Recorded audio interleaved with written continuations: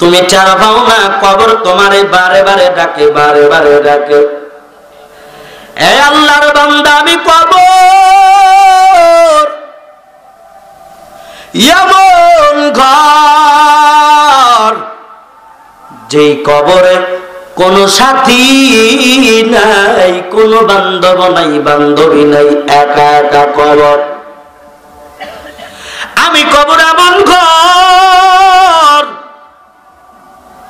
আমি কবর কোনো লাভ নাই, কথা নাই। আমি কবর এমন ঘর, আমি কবরের মধ্যে কোনো বাতি নাই। ও বান্দা, দুনিয়ার থেকে বাতি সংগ্রহ করিয়া আমি কবরের মধ্যে আসিও। ও বান্দা, তোমার দুনিয়ার মধ্যে থেকে সাথী বানাইয়া কবরে আসিও। ও বান্দা, তুমি এই রকম বিছানাপত্র নাই, বিছানাপত্র আনার জন্য তোমার বিছানা দুনিয়ার থেকে গোছাইও। সাথী কারে বানাইবেন? ঘরের বিবিটা আপনার আপন সাথী না, ওরে আপনার ছেলে মেয়ে আপনার আপন সাথী না রে বাবা। একটাবার তাকাইয়া দেখো, আদরের বন্ধু বান্ধব গুলা আপনার সাথী হবে না, নকল সাথী, নকল সাথী। আসল সাথী কোনটা জানুনি? আসল সাথী 30 পারা কোরআনুল কারীম। সুবহানাল্লাহ। বাজ্জা কোন না, মানুষ শুনবে, আর একটু দিলে কোন সুবহানাল্লাহ। আসল হইছে কি, আমরা তো আসলে ছাগলিয়া জাত। কি জাত ভাই? ছাগলিয়া জাত। ছাগলকে দেখেন, যদি গলায় রশি লাগায়া টানেন, সামনে পানি দেখলি যতই টানেন যাবো না, যাবো না, আছে না নাই? ছাগলকে সামনে টেনে যাবো না, যাবো না। আচ্ছা, এরপরে ছাগল যায় না, কান ধরিয়ে মোচড় দিয়েও যদি বলেন এই পরের বাগানে যাবি না, ওই কান ছাড়ার সাথে সাথে পট্টস করে দুটো বাড়ি দিয়ে কয় তোর কথা শুনলাম না। আছে না নাই? কথা কান না কেন? তারপরে এখন মালিক বেচারা ছাগলকে অমনি জোর করে নিয়ে রাস্তা পার হয়ে, পানির রাস্তা পার হয়ে মাঠে নিয়ে গেছে। ও বাবা, কি সুন্দর ঘাস, সবুজ সবুজ ঘাস, কি সুন্দর মজা করে খাইছি। খাওয়ার পরে বাড়িতে এসে খালি আবার নিয়ে যাই, খালি আবার নিয়ে যাই, জাবর কাটায় আর কয় কথা কন, জাবর কাটায়, মানে মালিককে আবার মাথা মতো না কয় কালকে আবার নিয়ে যাই। কিন্তু যাওয়ার আগে কি কয়? যাবো না, যাবো না। একেবারে যদি জোর করে নিয়ে যাবে মরে গেলাম, জোর করে নিবার জন্য মরে গেলাম। মানুষ ছাগলে যায়, গলায় আলেম ওলামার রশিদের টানে, বেড়া জান্নাতে যা। কিন্তু সামনে কিছু কষ্ট, যেমন শীতের দিনে অজু ঠান্ডা পানি দিয়ে বানাইয়া, ঠান্ডা পানি দিয়ে অজু বানাইয়া নামাজ পড়া লাগে, এটা কষ্ট না? এই কষ্টটা মানে মানুষের সামনে পানি, ছাগলের সামনে যেমন পানি, মানুষের সামনে তেমন পানি। আর আলেমরা হইছে মনে করেন ছাগলের রাখাল, আর আমরা যারা আম পাবলিক আমরা হইলাম ছাগল। ডাক দেয়া কয় আয় জান্নাতে পাইবি একদিন, কয় যাবো না। কিন্তু যদি চলিয়াই যায়, কয় আমি আর আপনার থেকে পিছু টান দেব না। যারা কান্দারা দেখতেন আরে নবীর উম্মতের দল, বলতেছিলাম ওই কবর এমন ঘর, সাথী নাই। সাথী কারে বানাইবা? আল্লাহর বান্দা, কোরআনুল কারীম তোমার সাথী। এই কোরআন এমন কোরআন, আমার আল্লাহ রাব্বুল আলামিন কোরআনুল কারীমের মধ্যে বলেন আলিফ লাম মিম যালিকাল কিতাবু লা রাইবা ফীহি হুদাল লিল মুত্তাকিন।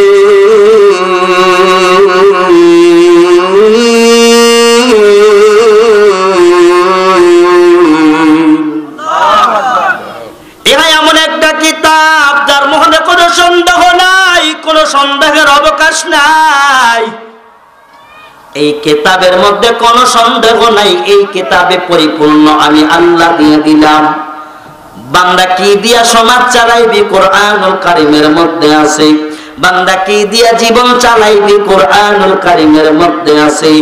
এ বান্দা, তুই কি দিয়া তোর গায়বী কুরআনুল কারীমের মধ্যে আছে, তাকাইয়া দেখ। আমি মাওলা সমস্ত A to Z দিয়ে দিলাম, কিন্তু এই কোরআনের সাথে আমরা নাই, এই কুরআনুল কারীমের দ্বারের কাছেও আমরা যাই না। অথচ কবর ডেকে ডেকে বলেন, খবরদার, হুঁশিয়ার হুঁশিয়ার, আমি কবরের মধ্যে আসতে হলে সাথী লইয়া আসা লাগবে। বলে কেমন সাথী? বলে কোরআনকে সাথী বানাও। এই কোরআন কত বড় পাওয়ার তুমি জানো না রে ভাই। আরে যুবক আমার তাকায়া দেখো, এই কুরআনুল কারীম এত বড় ওজন। আল্লাহ পাক বলেন, পাহাড় আমি কুরআনুল কারীম তোমার উপরে নাজিল করতে চাই। পাহাড় রাজি হলেন না, বলেন মালিক আমি দোষে পড়ে যাব। জমিনকে বললেন, জমিনও রাজি হইল না। তাকাইয়া দেখো, এরকম করিয়া আল্লাহ পাক মানুষের উপরে কুরআনুল কারীম দিলেন। তাই বলে কি সব মানুষকে দেন নাই? আখেরি নবী আমার মুহাম্মদুর রাসূল সাল্লাল্লাহু আলাইহি ওয়াসাল্লাম আমার নবীর উপরে কুরআনুল কারীম নাজিল করলেন। এর নবীর উম্মতের দল, তাহলে এই কুরআন কত বড় মর্তবাওয়ালা তোমরা কি জানো? এই কুরআনুল কারীমের ব্যাপারে আল্লাহ বলেন, আমি অনেক কিতাব অনেক নবীকে আমি নাজিল করেছি, কিন্তু কুরআনুল কারীম আমি আমার মুহাম্মদ বন্ধুরে আমি নাজিল করেছি। আমি সমস্ত কিতাবের কোনো দায়িত্ব নেই নাই, একটা কিতাবের দায়িত্ব আমি আল্লাহ নিলাম। এই কিতাব যাই হোক না কেন, দুনিয়ার বুকের থেকে কেউ হারাতে পারবে না। এই কুরআনুল কারীমের হেফাজতের দায়িত্ব আমি আল্লাহ নিলাম। এর নবীর উম্মতের দল, আল্লাহ পাক কুরআনুল কারীমের মধ্যে বলে, সূরা হিজরের মধ্যে 9 নম্বর আয়াতে আল্লাহ পাক বলেন, ইন্না নাহনু নাযালনা যিকরা ওয়া ইন্না লাহা লাহাফিজুন।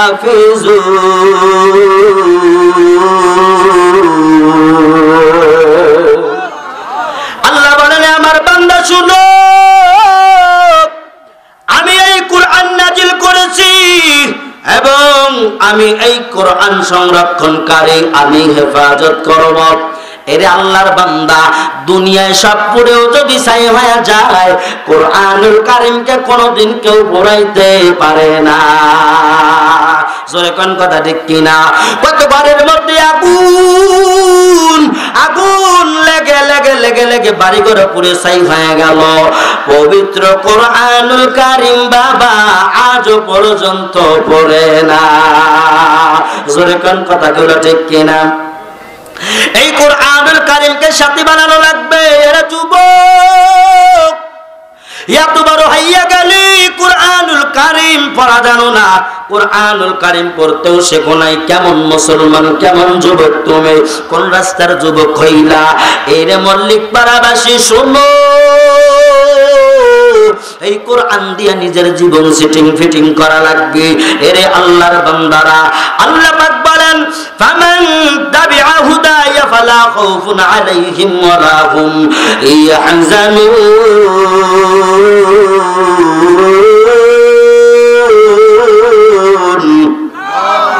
আল্লাহ বলেন, বান্দা, এই কোরআন এমন কোরআন, সূরা বাকারায় 38 নম্বর আয়াতে আল্লাহ পাক বলেন, আমার কোরআনের আইন, আমার কোরআনের শাসন যারা মেনে চলবে তাদের কোনো ভয় নাই এবং তাদের কোনো চিন্তা নাই। সুবহানাল্লাহ, কি জোরে কওয়া যায় না? কোরআন দিয়ে নিজের জীবন চালাইতে গেলে আমার উপরে জেল আসতে পারে, আমার গলায় রশি লাগতে পারে। আমি যদি কোরআন দিয়ে চালাই, আমি যদি কোরআনের আইন মানি, তো আমার বিপদের উপর বিপদ আসতে পারে, তাওয়াক্কুল করা যাবে না। আল্লাহ পাকের ঘোষণা কোনদিন মিথ্যা হইতে পারে না। জোরে কল্লা কথা ঠিক কিনা? আরে নবীর উম্মতের দল, ওই কবরে সাথী বানানো লাগবে কোরআন। আর কোরআনকে যদি সাথী বানাইতে চাও, তাহলে কোরআনের জীবন দিয়া, বিধান দিয়া নিজের জীবনটা সেটিং ফিটিং করে নাও। এরে আল্লাহর বান্দা, তাকায়া দেখো, আল্লাহ পাক বলেন, ওয়া কানা হাক্কান আলাইনা নাসরুল মুমিনিন।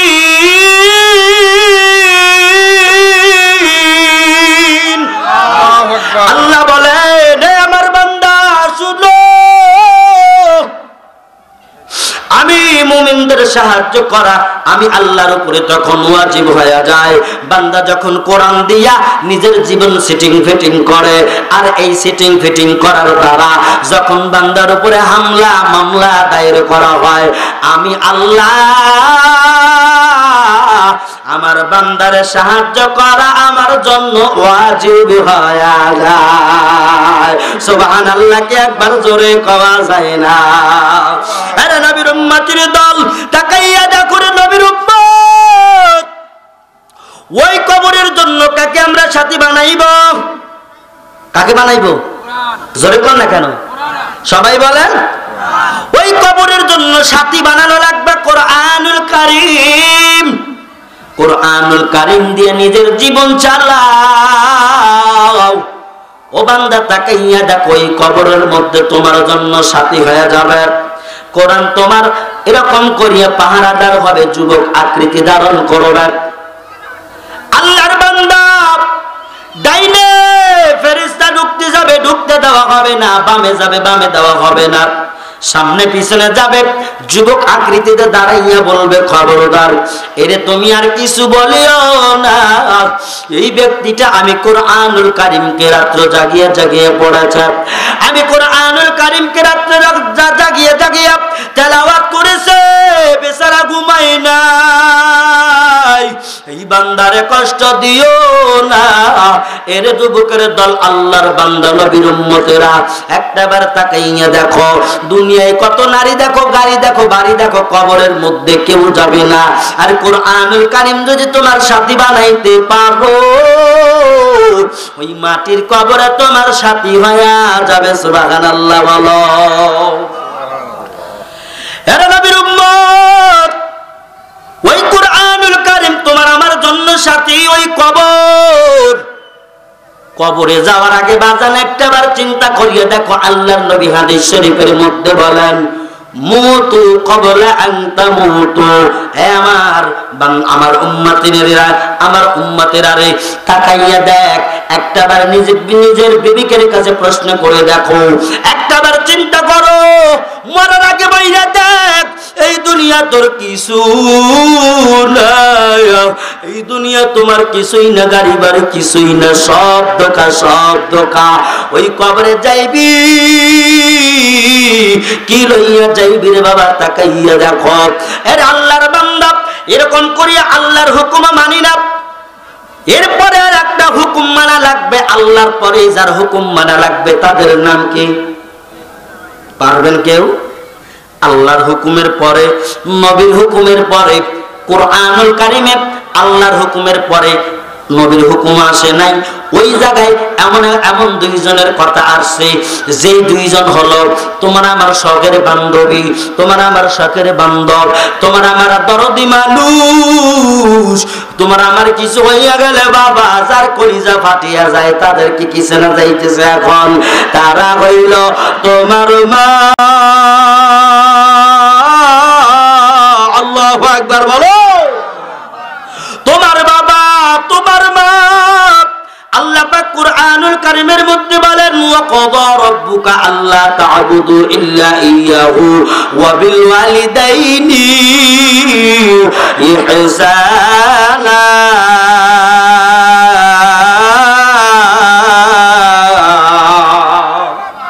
এ আল্লাহর বান্দা, আল্লাহ বলেন, আমার বান্দা শুনো, আমি আল্লাহর দাবিদারি করার পরে, দাসত্ব করার পরে, ওয়া বিল ওয়ালিদাইনি ইহসানা। বান্দা তুমি তোমার মা বাবার সাথে সদ্ব্যবহার করো, মা বাবাকে ভালোবাসো। এর আল্লাহর বান্দা, ওই কবরে আযাব হবে। কোন কোন ক্ষেত্রে মায়ের অভিশাপের কারণেও কবরে আযাব হবে, বাবাকে কান্দানোর কারণেও কবরের মধ্যে বান্দা আযাব হয়ে যাবে। এর নবীর উম্মতের দল, তাহলে আল্লাহ কয় আমার অনুগত আগে করো, এরপরে তোমার মা বাবার অনুগত করো। ওরে মা বাবা কত বড় নিয়ামত!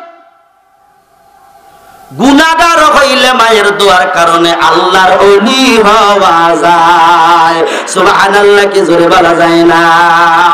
আরে নবীর উম্মতের দল শুনো, একটাবার দিলের কান লাগায়া শোনো। আল্লাহ পাকের অর্ডার মানার পরে মা বাবার অর্ডার।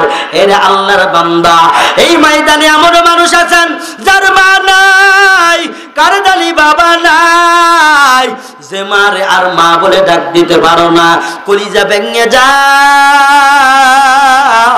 যার বাবা নাই, বাবারে আর বাবা বলে ডাক দিতে পারে না, কলিজা ফেটে ফেটে যায় রে বাবা। মা যাদের নাই, বাবা যাদের নাই, একমতো কপাল পোড়া হতভাগা আর কেউ নাই। আল্লাহর নবী হাদিস শরীফের মধ্যে বলেন, হুমা নারুকা ওয়া জান্নাতুকা। এরে আমার উম্মতের বেটা বিটিরা শুনিয়া নাও, তোমার মা বাবা তোমার জন্য জান্নাত, তোমার মা বাবা তোমার জন্য জাহান্নাম। মায়ের সঙ্গে যদি ভালো ব্যবহার করা হয়, মুহাব্বত করা হয়, ফলাফল জান্নাত মিলে যাবে। আর যদি বান্দা কপাল যদি পুইরা যায়, বাবা মার সঙ্গে যদি তোমার কপাল পড়ে, তোমার কপাল কবরে গিয়া পড়বে, কোনো টেনশন নাই। আরে নবীর উম্মতের দল, তাকাইয়া দেখ আজকে এই মসজিদের মাহফিল, তুমি কি টের পাও না আজকে শুক্রবার যাইতেছে বাজান? ধরে কোন ঠিক কিনা? একটা কথা শুনে রাখো, ওই কবরের মাইয়াত গুলা বৃহস্পতিবার আসরের নামাজের পর থেকে ছুটি পাইয়া তোমার আমার বাড়িতে বাবা শুক্রবার আসরের নামাজ পর্যন্ত দরনা ধরে থাকে। আইকে বড় মা বড়হালে তুমালে মা, আইকে বড় মা বড়হালে তুমালে মা। মারহাবা কি একবার জোরে করা যায় না? আরে নবীর উম্মতের দল, ওই মা এসে ঘরের দরওয়াজায় দরনা ধরে কয়, বেটা তোরে আমি কত কষ্ট করে মানুষ করেছি, আজকে তোর মা আমি কবরের আসামি। বৃহস্পতিবার আসরের নামাজের পরে আল্লাহ ছুটি দিয়েছেন, তোর দ্বারে আইসা আমার জন্য কিছু সওয়াব রেসানি করো। এ বেটা শোন, তুই সন্তানকে মানুষ করতে গিয়ে আমি তোর মা কত কষ্ট করেছি বেটা, তোর মনে নাই রে বেটা? আজকে টিভি চালাইয়া ভাত খাওয়ার টিভি দেখো, নামাজের দ্বারেও যাও না, নামাজের দ্বারেও যাও না, তুমি ভাত খাইতেছো তারপরও টিভি চালাইয়া ভাত খাবো বেটা। আমি তোর মা, তোর মা আমি মাটির কবরে, আমার কবরে আগুন দিয়ে ভরা। কতজন আর মা গিয়া কবরে দেখাই দেখ, আমার আমল দেখ, আমার বেটা এইটা দিল ওইটা দিল। তুই আমার নেমে গরম সন্তান, তুই কেন আমার জন্য কোনো দান খয়রাত করো না, কিছু দোয়া হাদিয়া দাও না? এ বেটা দে, আমার দেওয়া গাড়ি, আমার দেওয়া বাড়ি, আমি মামা মানুষের বাড়িতে কাজ করিয়া নিজের পেটে কোনোদিন ভালো খানা দেই না। বেটা তোরে মানুষ করেছি, নিজের পেটের মধ্যে ক্ষুধা রাইখে আমি মানুষের বাড়ির খাবার তোরে না খাওয়াইছি। এ বেটা আমি মা কোনোদিন লাল বিনা শাড়ি পরি না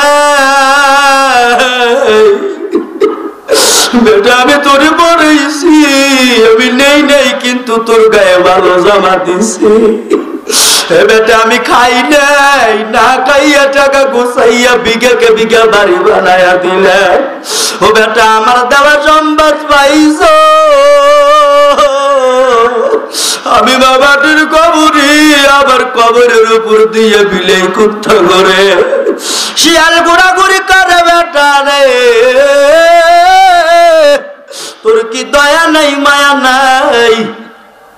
আমি মার জন্য কি একটু 2 ফোঁটা চোখের পানি হাদিয়া দিতে পারো না? আমি বলি কারে জানি মা নাই, ওরে মা যার নাই, মা যখন ছিল তখন দরদ বোঝে নাই, আদর বোঝে নাই। মা যখন চলিয়া গেল ওই সময় মায়ের ব্যথা কলিজার মধ্যে তীরের মতো লাগলো। কারণ মা যাই ঘরে থাকি, রাত্রি 1টায় বাড়ি ফিরলে কয় বেটা আইসো নিয়ে আমার মানিক সান, জোরে জোরে কোন কথা গুলা ঠিক কিনা? এরা নবীর উম্মত, ওই মা কত কারা জানি মাটির কবরে, বাবা কারা জানি মাটির কবরে। ওই মা তাকাইয়া দেখ তোর আমার জন্য মা কত কষ্ট করেছে। আজকে বিবিরে গ্যাসের চুলা কিনে দিয়েছো, ওই গ্যাসের চুলায় কোনো ধোঁয়া নাই, কিছুই নাই, জোরে কান ঠিক কিনা। আর তোমার আমার মা আমাদেরকে এরকম লাকড়ির চুলায় ফু পারিয়া ধুমা উঠাইয়া তারপরে রান্না করে খাওয়াইছে। ওই ধুমা এখন মায়ের চোখে লাইগা, মা এখন চোখে দেখতে পারে না। মায়ের এরকম চোখের কনিষ্ঠা দিয়া কেতর বাড়ায়, ঘিন্নে লাগে। কিন্তু তুমি জানো না মা এত তাড়াতাড়ি করে রান্না করেছে কারণ তোমার পরীক্ষার সময় হয়ে যাবে। মা তাড়াতাড়ি করে রান্না করিয়া তোমার সামনে ভাত দিয়েছে, খাইলা। ওই মা ওই মাটির কবরে দোয়ার আবদার জানায়, ওই মা বাবা মাটির কবর থেকে দোয়ার আবদার জানায়। তুমি কেমন মুসলমান, কেমন সুলতান, তোমার মনে মায়া নাই? ও মল্লিক পাড়ার যুবক বাইরে কার জানি মা নাই? আমি মাওলানা বললাম মা যার নাই, বাবা যার নাই, আইরা যুবক ওই মা বাবার জন্য একটু কি দোয়া করা যায় না? একটু আসরে বাবা, ওই মা কার জানি নাই, বাবা কার জানি নাই রে বাবা। বাবার সঙ্গে কত বেয়াদবি করা হয়েছে। ওই বাবা তোমাকে আমাকে না খাইয়া আমারে খাওয়াইলো রে বাবা।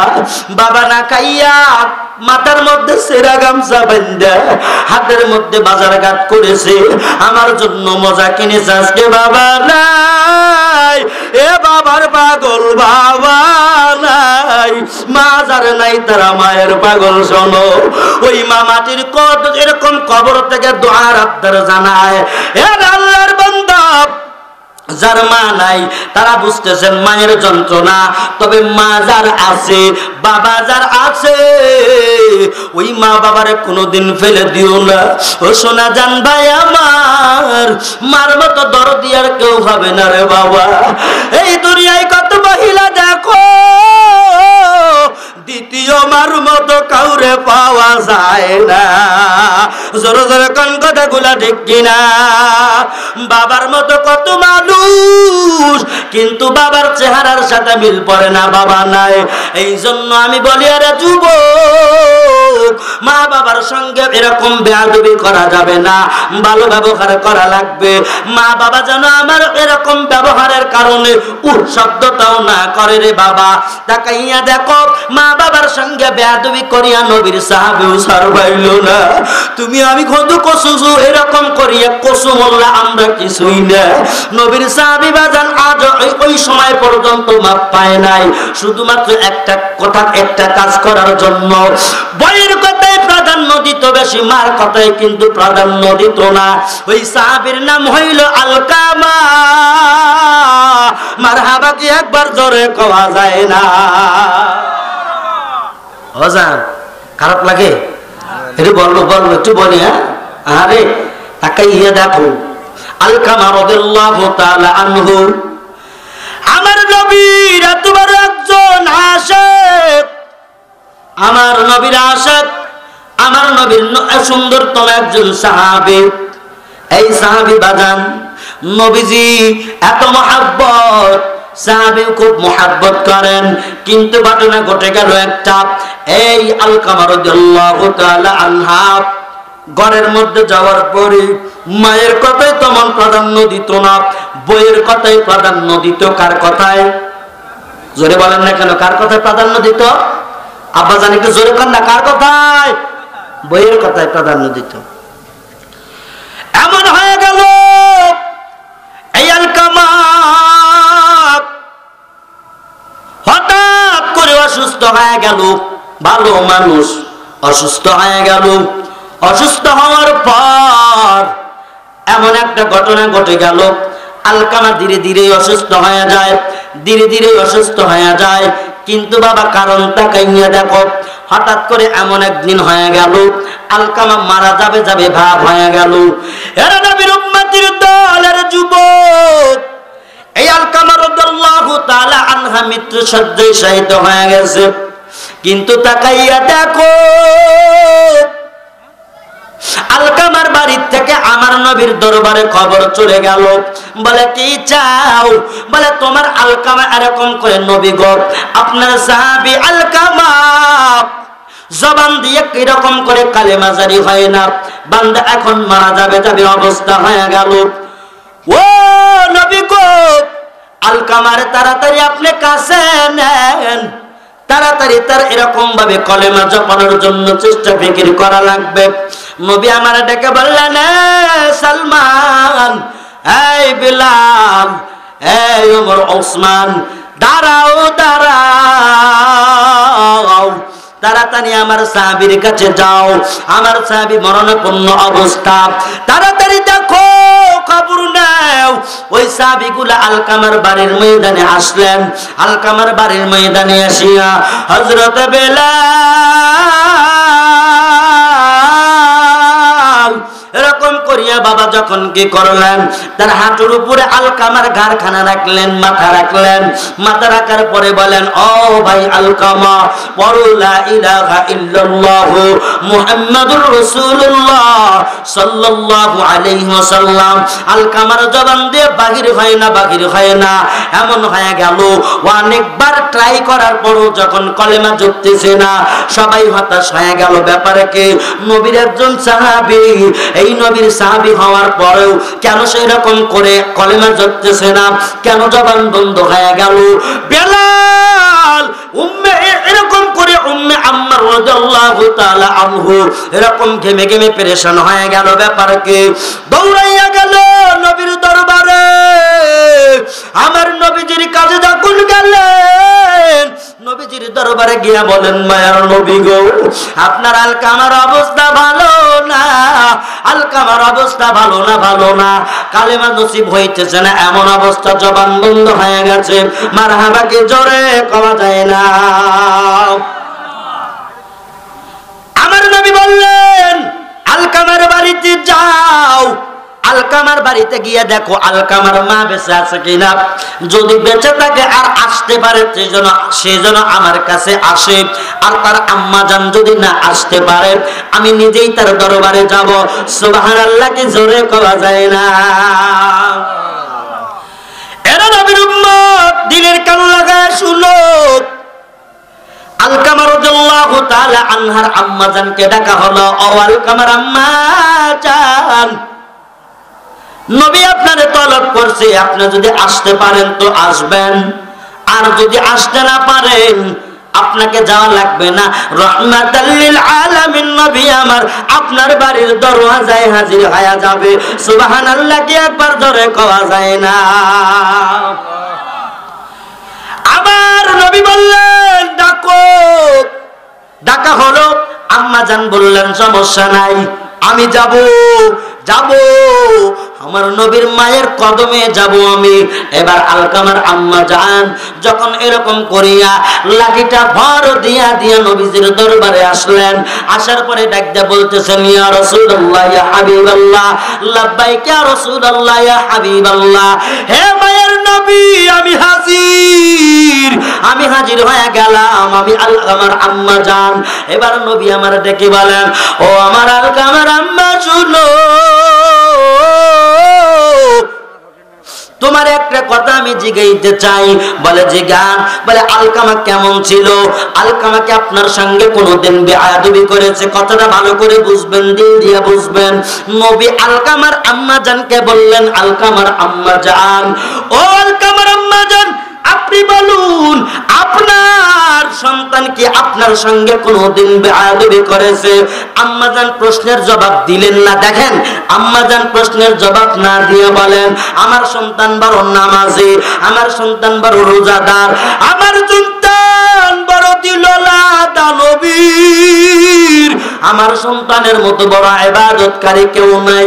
নবী আমার বলেন, আলকামার আম্মা জান, আমি এই বিষয় শুনতে চাই নাই, আমি শুনতে চাইলাম আপনার আলকামাকে কোনোদিন বেয়াদবি করেছে?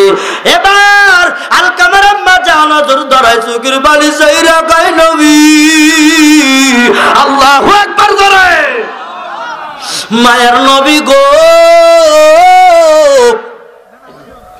ওই আলকামা একটা বিষয় আমার মনে আঘাত দিয়া দিছে, কলিজা ফেটে যায়। নবী আমার বলেন কেন, কি হয়েছে? এবার নবীকে ডেকে বললেন আলকামার আম্মা জান, বলে আমার আলকামা বাড়ির মধ্যে গিয়া বইয়ের কথা বেশি প্রাধান্য দিত, আমি মারে এলাও করতো না, যার কারণে আমি মায়ের কলিজার মধ্যে বড় আঘাত।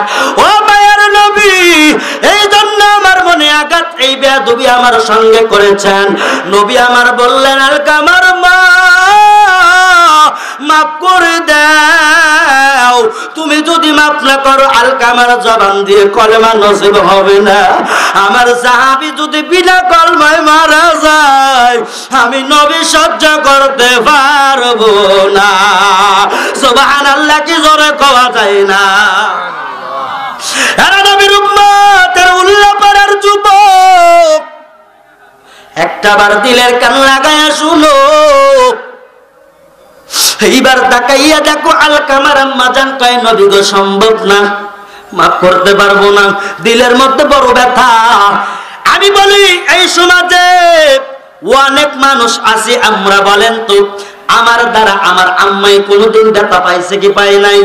কথার দ্বারা হোক ব্যথা পেয়েছে, জবানের দ্বারা হোক ব্যথা পেয়েছে, চাহনির দ্বারা হোক, তারপরও আম্মা জান আমার ব্যথা পেয়েছে।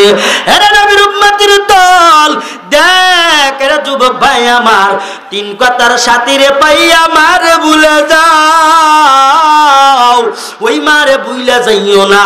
আলকামা ডেকে ডেকে বলেন আলকামার আম্মা জান বলে না, আমি মাফ করতে পারবো না।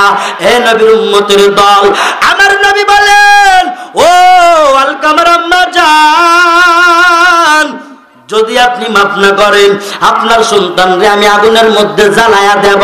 মারহাবা কি জোরে কওয়া যায় না? আগুনে জ্বালাইয়া দিব।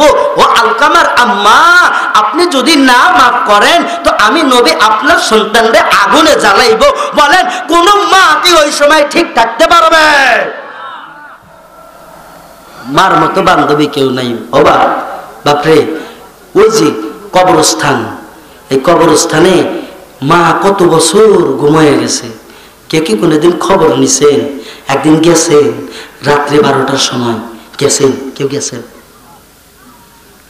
কেউ যাবে না, কেউ যাবে না রে, কেউ যাবে না। আবার গ্রামের ঘটনা, হুন্ডা অ্যাক্সিডেন্ট করে দুনিয়ার থেকে বিদায় নিয়ে চলে গেল।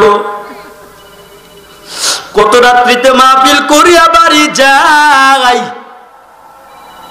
রাস্তার মধ্যে ভয়ানক ভয়ানক কবরস্থান পড়ে, কানের মধ্যে মাঝে মাঝে আওয়াজ আসে, কেমন যেন হাউমাউ হাউমাউ কান্নার আওয়াজ। কবরের খবর যে রাখে ওই ব্যক্তি কোনোদিন নামাজ ছাড়তে পারে না। যখন কথা ঠিক কিনা? ওই ব্যক্তি কোনোদিন ঘুষ খাইতে পারে না, যেরকম ঠিক কিনা? ওই ব্যক্তি কোনোদিন রাহাতানি দর্শন করতে পারে না, যেরকম ঠিক কিনা? খবর যার নাই কবরের, ও তো করবেই। আম্মা জান বলেন না না নবী গো, আমি মাফ করতে পারবো না। আলকামাকে আপনি যা করেন করেন। খুব রাত হয়ে গেছে। নবী আমার ডেকে বললেন সাহাবায়ে কেরাম, তাড়াতাড়ি খড়ি নিয়ে এসো, চিতা সাজাও। হিন্দু ভাইরা যদি মারা যায় আপনাদের পাশেই শ্মশান ঘাট, জোরে কোন ঠিক কিনা? সুন্দর দেহটারে নিষ্ঠুর পাষাণের মতো তারা পোড়ায়া ছাই বানায়া দিল। কিন্তু বাবা তাকাইয়া দেখ, আলকামার আম্মা জান বলে না না আমি মাফ করবো না। নবী বলেন চিতা সাজাও। খড়ি এরকম লাকড়ি যখন আনলেন, যখন বিছানার মতো এরকম করে সাজাইলেন, বলে আলকামারে ধর। যার মা মাফ করবে না তার আল্লাহ তারে কেমনে মাফ করে?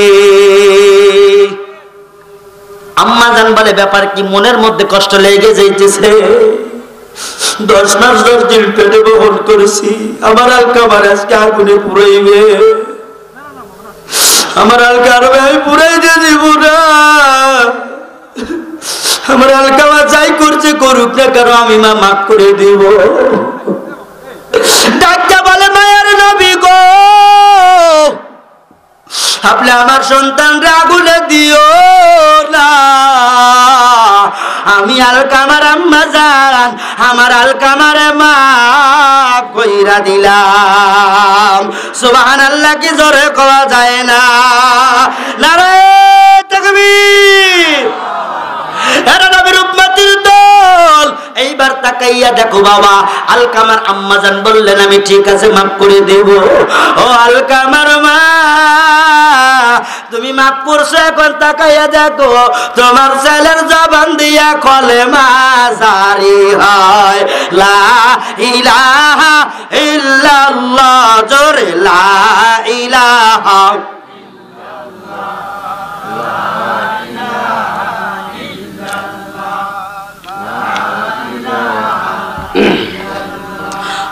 লা ইলাহা ইল্লাল্লাহ, লা ইলাহা, জোরে লা ইলাহা, হয় না লা ইলাহা। আমি যেদিন যাব মানব আমার চতুর্দিকে হয় রে খারা, মারহাবা, জোরে কন্যা মারহাবা। আমি যেদিন যাব মানব আমার চতুর্দিকে হয় রে খারা, তোরাই আমায় ক্ষমা করে দিস আমার বন্ধুরা। আল্লাহ বলে মাটি দিতে নিস আমায়, কলমা পড়ে কবরেতে নিস আমার বন্ধুরা। আল্লাহ বলে মাটি দিতে নিস, আমার মরা মুখ খানি দেখিতে আসবে জানি, তখন আমার মুখটা খুলি আর কি মারহাবা, জোরে কও। আমার মরা মুখ খানি দেখিতে আসবে জানি, তখন আমার মরা মুখটা গুলি আর কি দেখায় আমার মুখ কানি, কারো চোখে আলারে পানি, দেখায় আমার মুখ কানি, কারো চোখে আলারে পানি। কাঁদিতে বারণ করিস তোরা, কাঁদিতে বারণ করিস আমার বন্ধুরা। আল্লাহ বলে মাটি দিতে নিস আমায়, কলমা পড়ে কবরেতে নিস আমার বন্ধুরা। আল্লাহ বলে মাটি দিতে নিস, মারহাবা। বাবা যান, কবরে যাওয়া লাগবে না? যাবেন না কেউ? বলেন তো, ওই কবরে যাওয়ার সময় কিসে নিয়ে যাবে? পালকি, পালকি কিসে নিয়ে যাবে? বাবা, 4 বিয়ের আর পালকি আসবে। তাহলে পালকিটা রাখে কোথায়?